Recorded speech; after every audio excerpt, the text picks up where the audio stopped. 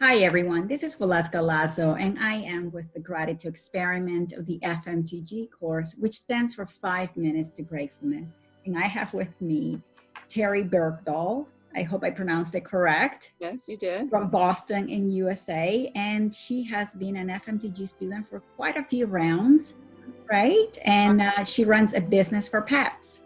Yes. How are you? I'm doing well, Waleuska. How are you? Good. Thank you for being here and for doing this. We want to talk a little bit about, FMTG and obviously gratitude and what it has done specifically for your life, because I know that, when you took it the first time, obviously it did enough for you that prompted you to take it again and again. So why don't you talk a little bit about that? Okay.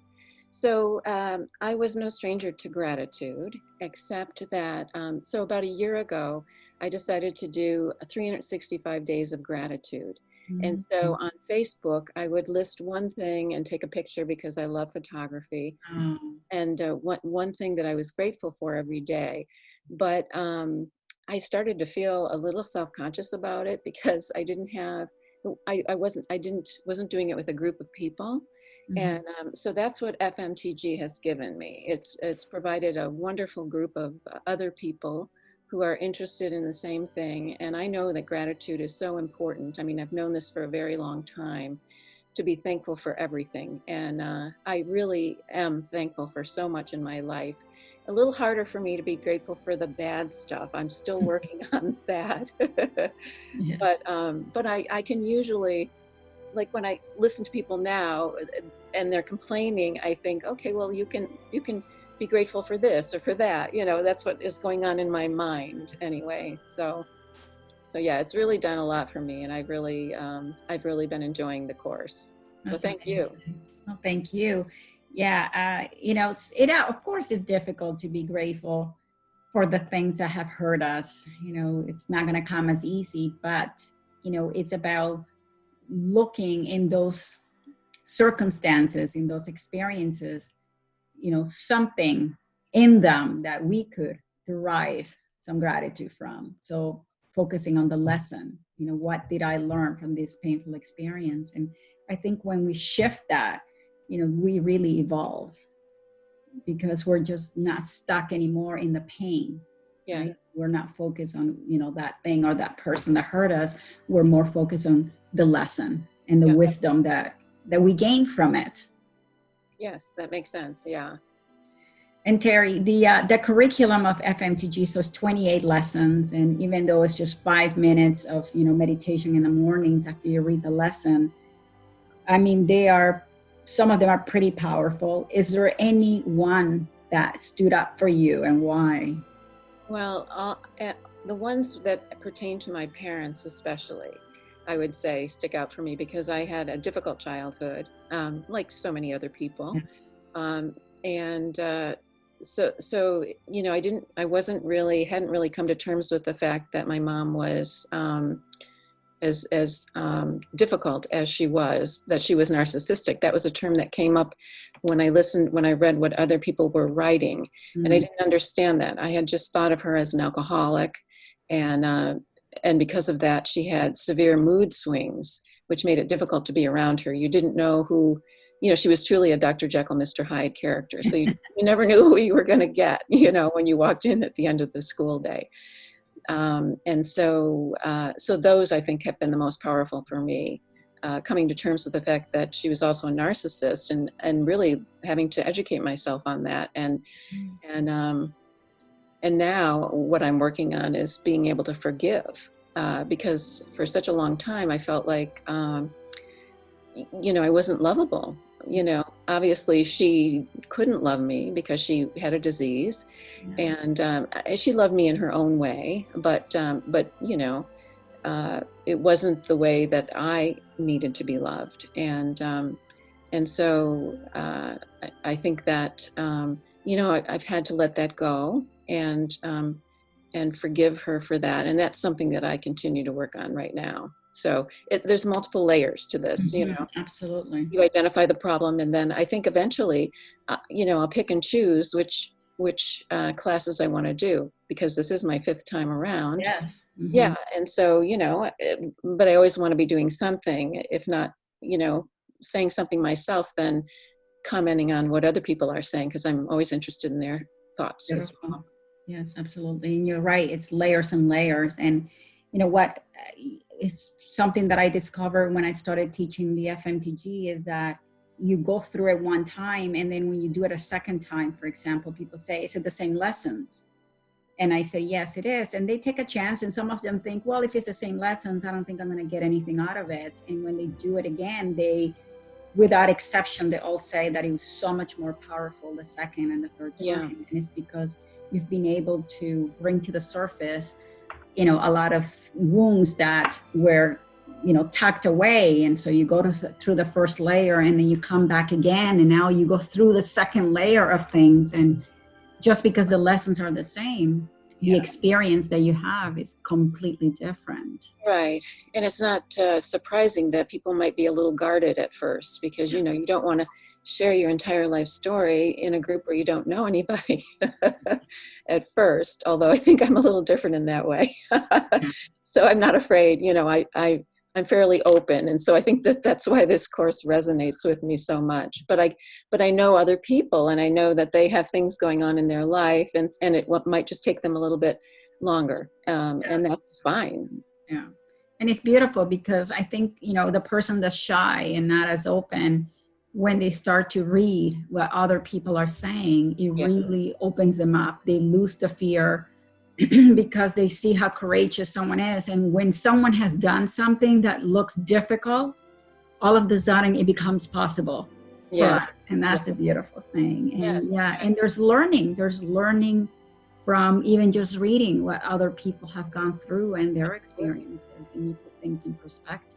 And reminders, I'm often reminded when somebody will say something, oh yeah, I want to concentrate on, I don't want to concentrate on lack. I want to concentrate on abundance. Yes. That happened for me yesterday. I read somebody that was talking about that, and I thought, oh yeah, that would help. Yeah, got to remember that one for sure.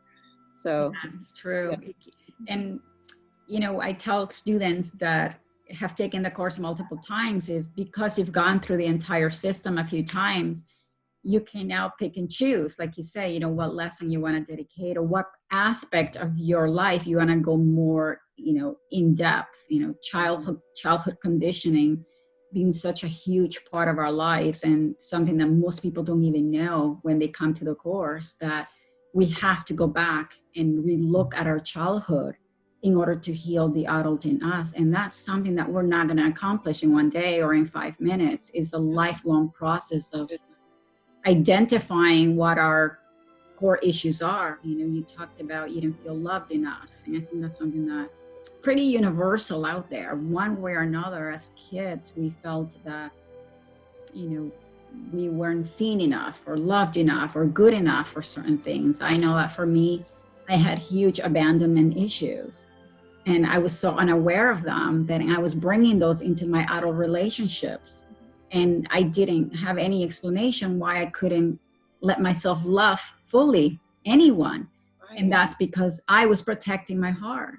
I just assumed that anyone that I loved would leave me at some point. Right. So not loving fully was my way of protecting myself. And you realize that it doesn't work.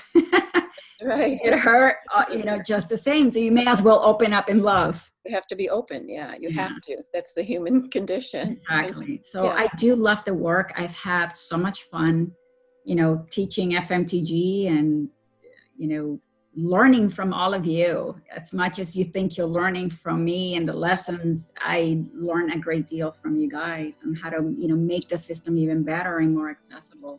Oh, that's nice. I'm glad to hear that. Thank you. Yeah. Thank you so much.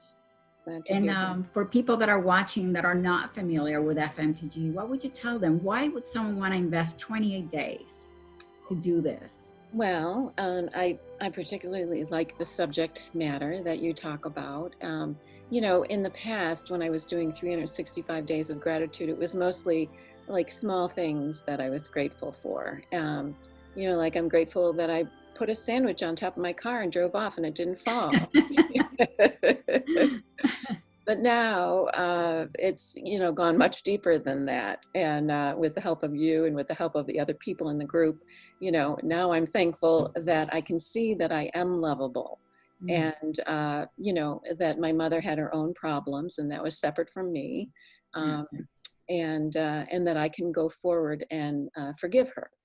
And hopefully she can forgive me for, you know, the things that I said to her during those times and so forth. So it's much deeper than that. You know, like today I do a little thing on my own Facebook page. You know, I brought it back. I'm sure, I think you've seen it because you've commented sometimes. And today, I mean, I'm just amazed at the little children in my life. You know, like this little girl, Abby, she ran all the way from the park where she was standing with her dad, passing children on the street as she was running down the street, calling out my name just to get to me. Yeah, and this is a 3-year-old child that I see every day whose mother has brain cancer, so they're homebound. She's in remission, thank goodness. But I am so grateful for that. You know, I mean, that is a huge thing to me.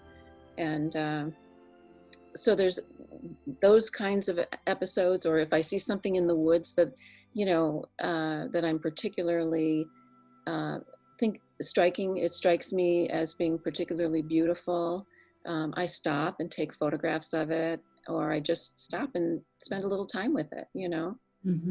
So yeah, what I find amazing is that, you know, you go through the woods, because I've seen some of your beautiful pictures that you post, and, you know, you're not just taking them for yourself, which you could, but you're posting them and you're sharing them. And I think that's a byproduct of gratitude. You know, when you feel so grateful, you become mindful of everything in nature that's beautiful, or even noticing what other people do, the little gestures. And then when you feel so full, when your heart is just overwhelmed with joy and happiness and gratitude, you just want to share that. And I think that's what you're doing. You just feel so full that, you know, your tendency is to want to share the same beauty that you see. Exactly. That's exactly it. Yeah. Got the great work. I really love your pictures, and feel free to post them to the community. And I will. Yeah, absolutely. Thank you so much. And for those of you watching, you can find information on how to register. The course runs every 6 weeks and is on Facebook at the moment. It's private, and you can register at waleuscalazo.com/the gratitude experiment, no spaces. And I really look forward to having you in one of the courses. It would be great. Yes, the more the merrier. Can I tell you just one other little thing, one practical application? So I'm deathly afraid of the dentist. You know, I'm 63 years old, and so pediatric dentistry was not a thing back then. And my dentist used to tell me that he was going to drill my tongue if I didn't sit still, and he would drill my tongue like he had drilled my brother's tongue. Well, I didn't know if he was telling me the truth or not. So every time I go in, I'm petrified. And this time I decided my insurance was running up. And so I decided I had to get some work done. Instead of being afraid, I was going to be grateful. So I focused on gratitude the entire time I sat there. I thought, how lucky am I? How fortunate am I that I have dental insurance, that I can go and get my teeth, you know, fixed. And I didn't feel scared at all. I felt a little anxious, but that was it.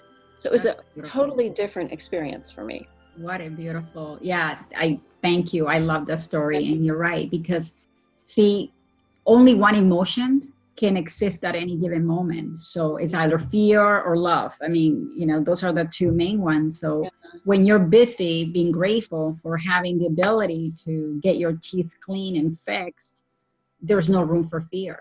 Right. Even though you may still feel the fear, at least for that moment or seconds that you are expressing the gratitude, the fear is gone, because only one emotion can be present. So thank you. That's a beautiful thing. Yeah. And you're staying in the present moment. Yes. Rather than, thinking of, what could happen if the dentist did the wrong thing. Go wrong. Well, and thank you, because, that's like I said, that was the first time that ever happened to me. Excellent. So. Thank you so much. I appreciate it. Yep. And I guess I will continue to see you in the course. Okay, perfect. See you there. You. Okay, take care. Bye-bye.